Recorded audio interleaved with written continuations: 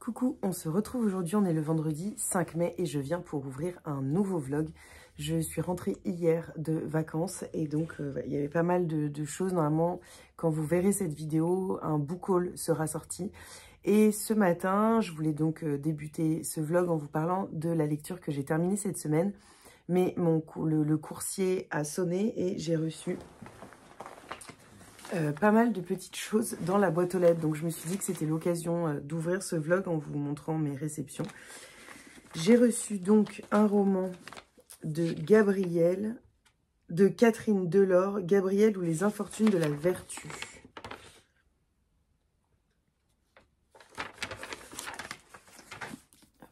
C'est celui-ci, c'est un cadeau de la part des éditions Pocket. J'en ai pas du tout entendu parler, je vais vous lire le résumé. Il a été publié aux éditions Héloïse d'Ormesson en 2022. Une enfance au couvent, un amour interdit, un vieux mari violent. Quand Gabrielle de Montserrat, charmante aristocrate auvergnate, découvre l'impitoyable cour de Louis XVI, c'est une jeune veuve en quête d'un protecteur. Mais dehors, la rue gronde.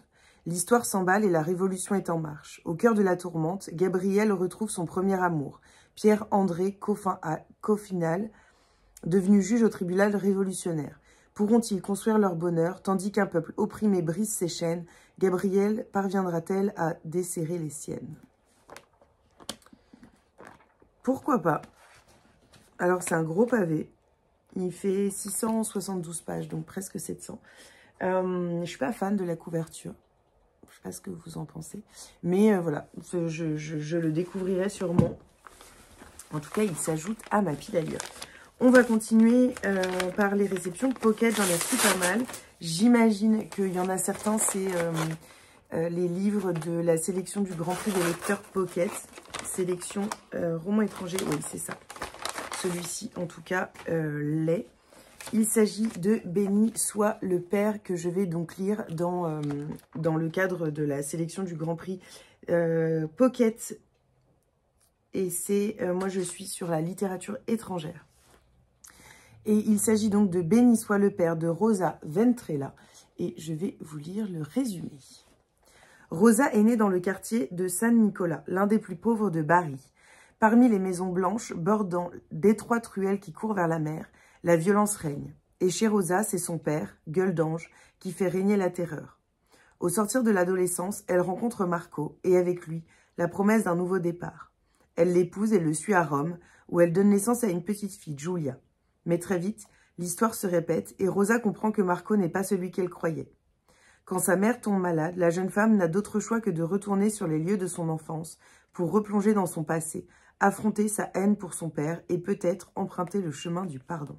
Je vous en dirai des nouvelles parce que on doit lire donc la sélection, on a jusqu'au 20 mai je crois, donc plus beaucoup de temps. Heureusement, il n'est pas très long, il fait 260 pages, donc j'espère le lire très très rapidement. J'ai également reçu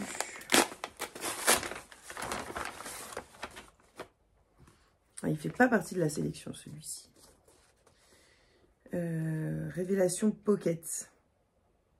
C'est la Révélation Pocket. Duchesse de Chris Whittaker. Et alors pour le coup, j'adore cette couverture. Je la trouve magnifique.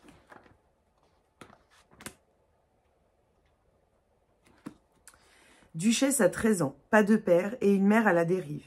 Dans les rues de Cap Haven, petite ville côtière de Californie, elle ne souffre ni pitié ni compromis. Face à un monde d'adultes défaillants, elle relève la tête comme un défi, tout en veillant sur son petit frère Robin. Mais Vincent King, le responsable du naufrage de sa mère, vient de sortir de prison. Et son retour à Cap Haven ravive le tumulte du passé. Face à cette menace, Duchesse n'a plus le choix. Il va lui falloir mener le combat pour sauver ce qui peut l'être et protéger les siens. Bah pour le coup, celui-là, j'ai hâte de lire. C'est aussi un gros pavé, il fait 740 pages. Merci beaucoup aux éditions Pocket pour ce joli petit cadeau.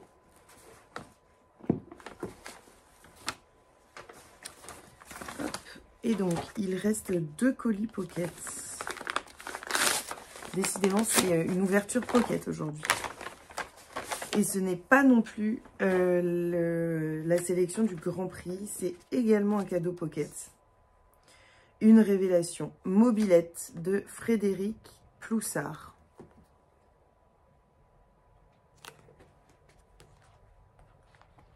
Celui-ci, il fait 420 pages. Et il fait partie donc des révélations de mai, j'imagine. Tout ce qu'il a toujours voulu pour Noël, Dominique, c'était une mobilette, une belle, une orange, une qui l'emmènerait loin des Vosges. Évidemment, cette mobilette, il n'en a jamais vu la couleur. Bien des années plus tard, Dom traîne toujours ses presque 2 mètres dans ce coin de France sinistré. Une famille disjonctée qu'il ne voit plus, une vie conjugale peu épanouie, un job d'éducateur au foyer d'aide sociale à l'enfance auprès d'ados absolument hors de contrôle. Calmer le jeu, juguler l'émeute. Voilà son quotidien. Restent les champignons hallucinogènes, les copains, les fantaisies. Parce que parfois, quand on doit faire sans, il faut bien faire avec. Ça a l'air assez intéressant. Je ne sais pas s'il vous tente. N'hésitez pas à me dire. Et donc, le dernier pocket.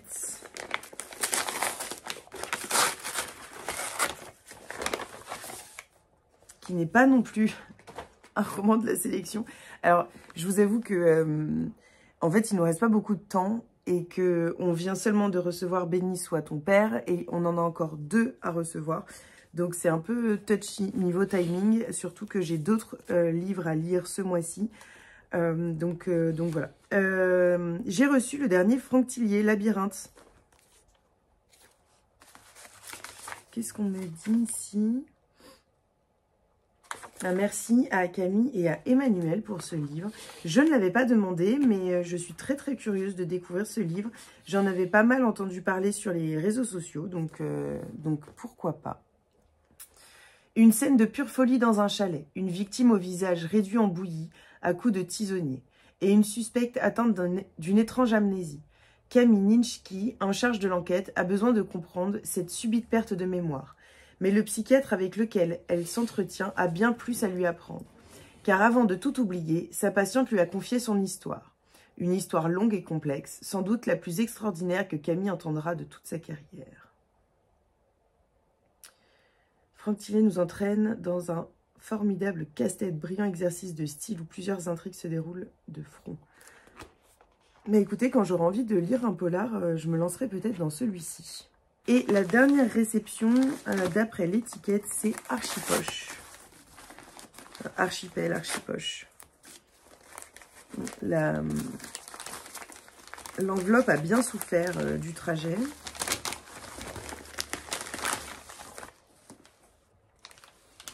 Ah oui, il s'agit... Oh, il est beau.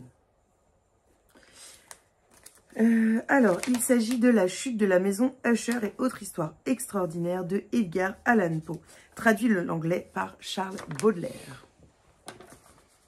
C'est donc un classique du fantastique devenu une série Netflix, je ne savais pas, dans cette magnifique édition. Regardez-moi cette beauté. Je trouve ça magnifique. J'en avais très peu entendu parler et donc voilà, j'ai hâte de le découvrir. J'avais très très envie de le découvrir. Donc je vous en dirai des nouvelles. Je pense le lire au mois de juin. C'est ce qui est prévu. Et en fait, dans la même collection donc que celle-ci, il y a Jane Austen Persuasion que j'ai. Et j'ai également Alexandre Dumas, le 1 et le 2 qui sont en haut. Hop, ici. Les 3 sont ici. Donc, c'est de la même collection de classiques de Archipel. Trop contente. Et maintenant, je voudrais vous parler d'un livre que j'ai terminé cette semaine quand j'étais en vacances. En fait, j'ai lu 2 livres, mais il y en a un que je n'ai pas terminé. Il s'agit de La sage-femme d'Auschwitz, dont je vous reparlerai très rapidement, je pense, à la fin du week-end. Mais j'ai eu le bonheur d'être accompagnée durant le début de mes vacances. Clarisse Sabar, Un air d'éternité, qui est donc son dernier roman, qui vient de paraître aux éditions Charleston. C'est un livre que je suis très très heureuse d'avoir reçu et d'avoir pu découvrir. J'avais découvert Clarisse Sabar avec son roman La femme au manteau violet. Et puis avec Le souffle des rêves que j'avais adoré, qui avait été... un gros coup de cœur pour moi. D'ailleurs, j'avais mon avis à l'arrière, en 4e de couverture, et ça avait été un peu une consécration de cette aventure Charleston. Clarisse Sabar, une autrice que j'ai rencontrée plusieurs fois durant des salons, durant des garden parties Charleston, etc. Et c'est une autrice que j'apprécie beaucoup, notamment pour ses romans historiques. J'aime bien sa saga de Noël, mais c'est vrai que moi, c'est pas vraiment mon style et que vraiment, ces romans historiques me bouleversent, me portent et j'ai vraiment... Je suis assez bluffée, en fait, de sa capacité à nous plonger entièrement dans des décors, dans des périodes historiques avec une telle authenticité, une telle justesse. Il y a, je pense, énormément de travail, de documentation, de recherche, d'imprégnation de l'autrice pour nous offrir ces livres, qui sont des gros pavés. Celui-ci, il fait à peu près 450 pages. Et dans ce roman, donc, on est plongé à Châtillon-sur-Indre, donc dans le Berry, qui est une région qui est très importante pour l'autrice. Et moi, j'ai ma grand-mère qui y vit, donc j'étais très heureuse de redécouvrir le Berry dans ce roman, avec les mots de Clarisse. Et donc, à Châtillon-sur-Indre, on rencontre Lisa en 2018, qui habite donc là-bas avec son fils et qui va devoir héberger sa maman qui a été victime de violences conjugales et donc qui va venir chez sa fille se ressourcer un petit peu, se retrouver. Et puis, elle va également, parce que son grand-père doit faire quelques travaux chez lui, elle va également accueillir Loulou, donc son grand-père. Et donc, on va être plongé auprès de Lisa en 2018, de Loulou, de la maman de Lisa, de son fils, et puis on va être plongé dans les années 40, à Châtillon-sur-Indre, toujours, donc dans ce petit village, auprès de Loulou, de Annette, de Aurélia et de plein d'autres personnages. Et on va découvrir ce petit village sous l'occupation allemande. On va découvrir la montée du nazisme, le début de la guerre, le début de la guerre, puis le fait que ce petit village est en zone libre et donc les Allemands repartent, puis ils reviennent. Et c'est voilà, toute la vie de ce petit village qu'on va découvrir, la vie notamment de Aurélia, mais également des autres. On va découvrir la collaboration, la résistance et plein d'autres sujets que Clarisse Sabar aborde avec beaucoup de justesse, comme je vous le disais. J'ai vraiment adoré ce roman. Je ne sais pas s'il détrône La femme au manteau violet et Le souffle des rêves, parce que j'avais été tellement captivée par ces deux romans. Mais ici, j'ai été très émue. D'ailleurs, je l'ai dévoré dans la voiture sur le trajet et le premier jour. Je l'ai dévoré parce que je n'arrivais pas à m'arrêter. C'est un vrai page turner. On a envie de connaître la suite. On a envie d'en découvrir plus sur les personnages. Et voilà, c'est une superbe lecture que je ne peux que vous recommander si vous aimez les romans historiques, que vous aimez les romans qui se déroulent en France, qui se déroulent dans des petits villages. Et puis, bien sûr, si vous aimez la littérature sur la Seconde Guerre mondiale, sur l'occupation. J'ai trouvé ça très, très, très intéressant. Coucou, je vous reprends. On est vendredi 12 mai. Je n'ai pas eu le temps de vous reprendre cette semaine. Semaine assez chargée et j'étais très, très fatiguée. Je crois que les vacances m'ont épuisée. Mais je vous reprends pour clôturer ce vlog, pour vous montrer un peu mes réceptions de la semaine et puis vous parler d'une lecture que j'ai terminée. Je n'ai pas beaucoup lu cette semaine, j'étais vraiment prise par d'autres choses, mais j'ai commencé à écouter depuis hier le dernier tome de la saga des 7 sœurs et je me délecte de cette lecture. Je l'écoute en audio, j'irai l'acheter je pense demain. Parce que demain, il y a Sarah Yarmond et Nora Lake qui viennent dans une petite librairie, je crois que c'est à Livre Ouvert, qui est au métro Charonne, donc ligne 9, pas très très loin de chez moi. Et donc j'espère le trouver à ce moment-là. Je suis désolée, mon conjoint est rentré avec un petit déjeuner ce matin, donc j'ai dû couper. Comme je vous le disais, je pense que j'achèterai le dernier roman de Lucinda Riley et de son fils demain à la librairie. En tout cas, je l'ai commencé en audio et je me délecte de cette lecture, comme je vous l'ai déjà dit. On va passer peut-être par un petit book haul qui est assez conséquent. J'ai reçu des superbes romans que j'ai déjà hâte de découvrir et puis toute une petite sélection pour Léon également que j'ai hâte de vous montrer. Et puis forcément de découvrir avec lui. Et puis je vous parlerai d'une lecture que j'ai terminée tout de même cette semaine. Je suis encore en train de lire La sage-femme d'Auschwitz que j'aime beaucoup, qui est assez dur et c'est vrai qu'en ce moment c'est pas forcément un livre qui est facile à lire pour moi, mais je vais le continuer et je vous en dirai des nouvelles sûrement dans le prochain vlog. J'ai donc reçu pas mal de choses et on va commencer déjà par là. J'ai reçu un roman publié aux éditions Charleston, le dernier roman de Mélusine Huguet, Le Coin de Table. J'avais eu un énorme coup de cœur pour son précédent roman et donc j'étais très heureuse de pouvoir découvrir son dernier. Donc son premier, c'était Un jour de plus de ton absence qui m'avait bouleversée. Je me souviens de l'endroit où je l'ai acheté, une petite librairie dans ma ville natale, enfin là où j'ai grandi quand j'étais petite, à Thonon-les-Bains. Et ça avait été une lecture absolument incroyable qui m'avait bouleversée, qui m'avait beaucoup émue. Et donc j'étais très heureuse de voir que cette autrice réitérait l'expérience de l'écriture avec ce roman, donc Le Coin de Table. Cette couverture est absolument sublime. Pour le coup, c'est vraiment une couverture qui me plaît énormément et je vais vous lire le résumé. Bienvenue au Coin de Table. Sophie Meunier a grandi dans le restaurant familial, au milieu des odeurs de pommes caramélisées, du bruit des casseroles et du brouhaha des clients. C'est dans cette ambiance chaleureuse qu'elle s'est toujours sentie le mieux, et c'est tout naturellement qu'elle a repris le flambeau à la suite de ses parents. Après des débuts un peu difficiles, elle est aujourd'hui épanouie et jongle parfaitement entre ses rôles de mère de famille, d'épouse et de chef d'entreprise. Mais cet équilibre qu'elle pensait solide va être ébranlé le jour où Sophie interroge sa mère sur ses antécédents médicaux. Une question en apparence anodine, mais qui déclenche une réaction si forte qu'elle ne peut s'empêcher de s'interroger. Et puisque sa mère, dont les souvenirs s'effacent peu à peu, ne pourra bientôt plus lui dire la vérité, c'est auprès d'autres habitants du village qu'elle ira chercher les réponses, au risque de voir ses certitudes voler en éclats. Trop hâte, et je pense que ce sera une de mes lectures du mois de juin. J'ai également reçu Les affinités sélectives de J. Courtney Sullivan. C'est publié aux éditions Pocket et il fait partie de la sélection du Grand Prix Pocket section littérature étrangère. Malheureusement, je viens de le recevoir, je n'ai pas encore reçu le dernier. Le prix se termine, je crois, entre la semaine prochaine et le début de la semaine d'après. Non, c'est ça, la semaine prochaine. Et clairement, je suis vraiment pas certaine de pouvoir lire les 3 romans qu'on a reçus là. Je trouve que c'est très tard, surtout qu'il fait plus de 600 pages et donc c'est quand même un gros pavé. Je ne sais pas combien fait le Cirque des Merveilles parce que je ne l'ai pas encore reçu. Donc voilà, je vais faire en sorte d'en lire le plus possible. Mais malheureusement, je trouve que c'est un peu dommage parce que c'est pas vraiment...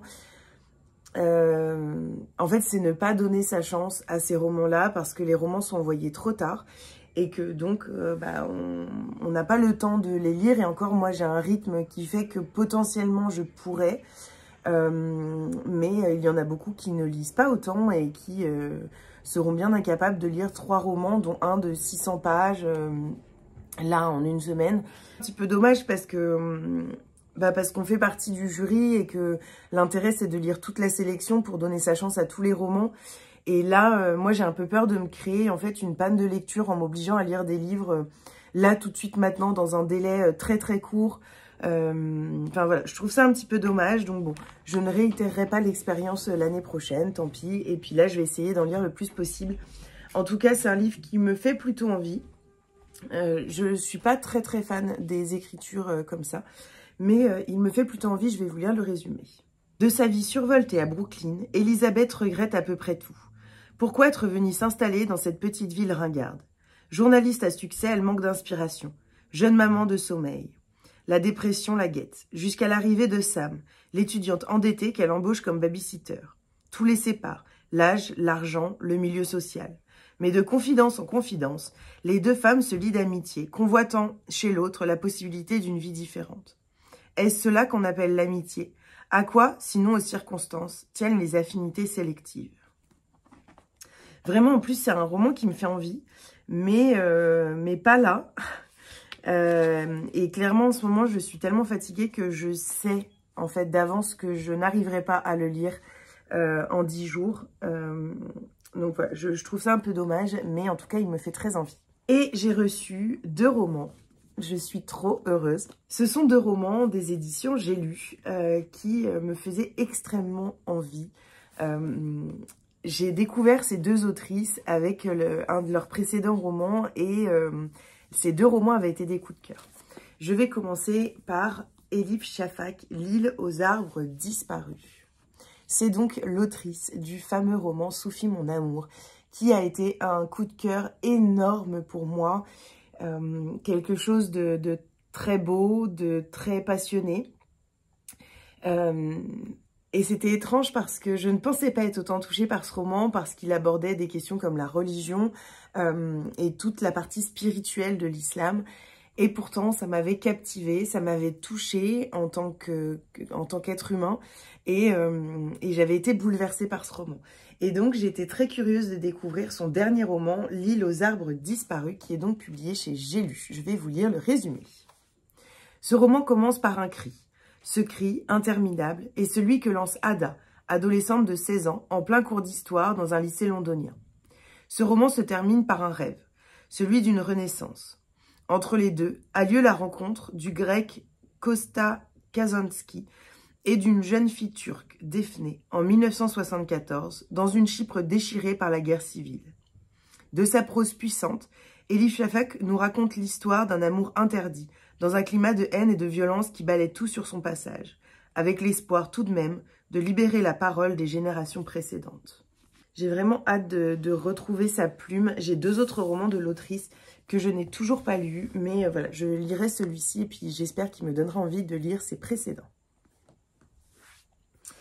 Et puis, l'autrice de Les Impatientes, un livre qui m'avait bouleversée, sort également son deuxième roman aux éditions J'ai lu. Il s'agit de Cœur du Sahel. L'autrice, c'est Jayli Amadou Amal. La couverture est magnifique et j'ai trop hâte de le découvrir. On est toujours dans un village à l'extrême nord du Cameroun, une vie suspendue à la sécheresse et aux assauts de Boko Haram, à laquelle elle rêve d'échapper. Elle, c'est Faïdé, habitante du village. Alors que sa famille peine à se nourrir, l'adolescente décide de partir à Maroua, la ville la plus proche où elle sera domestique. Comme ses comparses, elle devra se faire à sa nouvelle condition, citadine et difficile. Mais malgré le mépris de classe, les mauvais traitements et la violence des hommes, elle y découvrira aussi l'amitié, la littérature, l'espoir. Dans une société où son destin semble tracé d'avance, Faïdé parviendra-t-elle à se frayer un chemin vers la liberté? À travers la vie, non plus des impatientes, mais de leurs domestiques. Jayli Amadou Amal signe un roman bouleversant et réaffirme plus fort que jamais son engagement contre les injustices faites aux femmes. J'ai vraiment super hâte de le lire. Il n'est pas tellement gros et je pense que je le lirai au mois de juin. On va passer aux réceptions pour mon petit Léon. On a plein de choses super et je vais un peu trier pour vous montrer en fonction pour moi des thèmes. Tout d'abord, nous avons reçu de la part des éditions Flammarion 3 grands copains sur le tout petit chemin de Nadine Brun-Cosmé et Olivier Talek. C'est dans la collection Père Castor et quand j'ai vu cette couverture, je ne pouvais que craquer parce que je trouve ça superbe. J'aime beaucoup les dessins et j'aime beaucoup quand les personnages ont des mimiques comme ça assez affirmées dans les albums jeunesse. J'aime beaucoup les dessins. Je vais essayer de vous montrer. Regardez. Cette image, j'adore. Je trouve ça vraiment superbe. Donc, c'est l'histoire de 3 grands copains qui font presque tout ensemble. Et c'est les auteurs du succès Grand Loup et Petit Loup. Je crois qu'on l'a dans notre bibliothèque. Il faudrait que je vérifie. En tout cas, un livre que j'ai trop hâte de lire à Léon et je vous en dirai des nouvelles très rapidement. Nous avons également reçu de la part des éditions Albin Michel 2 petits livres au format poche et ça c'est trop cool pour les vacances et ça va faire un lien avec les livres que je vais vous montrer après. Nous avons reçu L'éléphante qui cherchait la pluie de Michael Picmal et Alex Godard. Peut-être qu'ici ce sera mieux. J'aime beaucoup la couverture, j'adore les dessins. Ça a l'air d'être un livre qui est assez dur en soi, mais qui me tentait beaucoup, donc j'ai trop hâte de le lire. Au cœur de la savane africaine, c'est la saison sèche et les animaux ont du mal à se nourrir. Tania, la vieille éléphante, qui guide la harde, n'a pas son pareil pour dénicher les herbes rases. Mais les pluies tardent à venir, et les plus jeunes sont en danger. Tania doit trouver au plus vite un point d'eau. Une histoire naturaliste pour découvrir la vie des éléphants, ces géants magnifiques. C'est conseillé de 6 à 9 ans, c'est écrit en assez gros derrière. Mais je pense, pour l'avoir feuilleté un petit peu, que Léon est tout à fait à même de comprendre et d'apprécier surtout cette histoire. Donc je vous en dirai des nouvelles. Nous avons également reçu Les aventures agricoles d'Harry l'agriculteur. Un livre qui, pareil, me plaît beaucoup au niveau des dessins. Et je vais vous lire le petit résumé écrit à l'arrière. Harry était vraiment heureux, jusqu'au jour où plus rien ne poussa dans ses champs. Une fable moderne et drôle, où il est question de tracteurs, de graines, de voleurs, de multinationales, de courses-poursuites et d'amitié. Un livre qui est pareil, conseillé aux 6-9 ans, mais je pense que Léon peut largement apprécier, et même plus que ça, parce qu'il adore les tracteurs, il adore les engins, et donc je pense que ça lui plaira beaucoup. Et donc, comme je vous le disais, ça fait un peu un lien, parce que quand on part en vacances, ou qu'on part en week-end, qu'on prend le métro pour aller quelque part, j'ai toujours dans le sac 2 ou 3 livres, ou plus, parfois ça m'arrive d'en avoir beaucoup plus, en format poche pour lui, donc des tout petits livres. Et c'est assez cool parce que comme ça, on peut en prendre plusieurs et ça permet de pouvoir passer le temps dans les transports, dans le train, dans l'avion. Enfin, moi, j'ai jamais pris l'avion avec Léon encore. Si, une fois, mais il était tout petit. Mais voilà, ça permet de passer un petit peu le temps et même pendant les vacances d'avoir des activités un peu à faire dans les moments calmes, en début d'après-midi par exemple, ou le soir avant manger. Et donc, nous avons reçu également, de la part des éditions Flammarion, 2 petits carnets de vacances. Donc, c'est Super Bloc des vacances. Je suis en maternelle. Et donc ici, on a « Je suis en maternelle » chez les petits et ici, on a « Chez les moyens ». J'ai pris les deux tout simplement parce que Léon est chez les petits actuellement et qui va chez les moyens. Et donc, je trouvais ça assez cool de pouvoir faire le lien. Hop, ça se présente comme ça. Et donc, c'est un bloc, je pense qu'on peut enlever les pages petit à petit. Et donc, voilà, on a des petites images. Colorie la petite poule avec de jolies couleurs. Ici, on peut refaire les traits des araignées. Ici, on peut passer sur la vague qui est en pointillé et puis essayer de faire d'autres vagues en dessous. Voilà, c'est un peu... Il y a des choses sur les chiffres, sur donc le graphisme, essayer de retrouver des petites choses avec des petits labyrinthes, dessiner. Voilà, je trouve ça assez ludique. Et donc, ça me plaît beaucoup, beaucoup. Et j'ai hâte de pouvoir découvrir ça avec lui, voir si ça lui plaît. Je pense que je vais commencer, je vais pas attendre les vacances, je pense que c'est des petits blocs que j'utiliserai avec lui un peu au quotidien pour pouvoir faire quelques activités comme ça, parce que je sais qu'il aime beaucoup quand on se pose tous les deux et qu'on fait des petites activités un peu ludiques. Donc je vous en dirai des nouvelles. Et celui sur les moyens, c'est dans le même, la même veine. On a des petites images avec... voilà, la petite consigne qui est écrite ici. Et donc, c'est des petites choses à faire. Celui-là, en effet, est un peu plus compliqué, mais je pense qu'en ayant terminé celui des petits, on pourra commencer celui des moyens, que je vais donc mettre de côté et que je lui sortirai quand le moment sera venu pour ça. Et puis, énorme coup de cœur pour cette dernière réception. C'est publié chez Tourbillon et je suis absolument fan de ce livre qui est un livre de jeux. Il s'agit de petits jeux autour du monde. Et alors, je trouve l'idée absolument incroyable. On a donc les dés qui sont ici et qui sont accrochés, donc on ne peut pas perdre. C'est vraiment un livre pour les vacances. On a, vous le voyez ici, les pions, donc qu'on peut récupérer ici. Hop, c'est des pions qui se collent et qui se décollent, donc c'est super. Et on a ici tous les jeux. Donc on a des jeux on a, alors attendez, je vais bien regarder. Un jeu de loi, de labyrinthe, un jeu de cases et un jeu de direction. Donc je vais vous montrer un petit peu. Et alors ça, c'est top, quoi. hop, on fait tourner les dés, 5 et 4, on peut avancer. C'est vraiment ludique. Et puis avec les pions, on a les règles écrites juste ici. Et je trouve les graphismes super, ça donne trop envie de jouer et de découvrir un petit peu le monde grâce à ce livre. Donc trop cool, et je pense qu'il va vraiment nous accompagner pendant les vacances et pendant nos sorties, parce que je trouve ça vraiment... Enfin, je trouve qu'en fait, c'est une super idée. Je ne sais pas si ça existe ou que ça existait déjà. Je n'avais jamais vu ça. Et voilà, je trouve que c'est super. Et en plus, dans ce format livre, forcément, je suis fan. Et donc, pour terminer, je voulais vous parler d'une lecture que j'ai finie cette semaine. Il s'agit de La photographe du Maharaja de Dina Jefferies.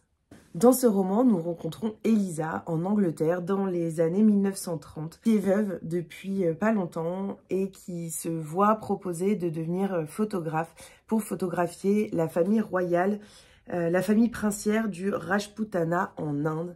Et donc Elisa va retourner en Inde. Retourner parce qu'elle y était déjà en 1912 et son papa est décédé là-bas lors d'un attentat. Elle va retourner dans ce pays et Dina Jefferies nous convie dans une romance historique absolument sublime. Ce n'est pourtant pas du tout mon genre à la base. Moi, je suis très roman historique, mais j'ai du mal avec les romances historiques. Et pour le coup, ici, elle m'a complètement happée. J'ai été extrêmement touchée par leur amour, par leurs liens, par leurs valeurs, par ce qui également fait qu'ils sont très différents. J'ai beaucoup aimé Elisa, elle m'a beaucoup touchée.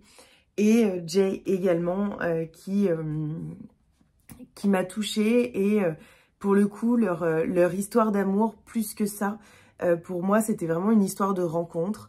Une rencontre entre deux personnes très différentes, mais dont les valeurs, dont les liens sont pourtant multiples. Et ce qui montre que il faut rester ouvert à tout et que parfois on se cantonne à une idée préconçue qu'on a de trouver quelqu'un de la même culture que nous, du même niveau social, et que parfois il faut aussi se laisser aller par la rencontre et par nos sentiments tout simplement.